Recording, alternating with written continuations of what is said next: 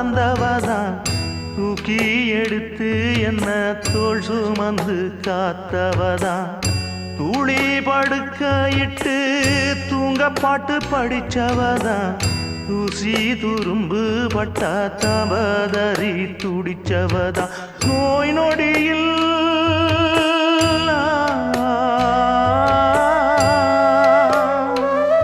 நான் நோய் நொடியில் விழுந்தா அவ பாய் படுக்க இழந்தா தன் வாய் வைத்த மறந்து என்ன கோயில் கோலம் சுமந்தா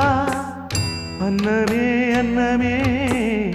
அன்னை சொல்வேதமே சொல்லத்தான் ஒரு வார்த்தை போதலியே ஏன் சொந்தந்தான் தாய விட்டு போகலியே.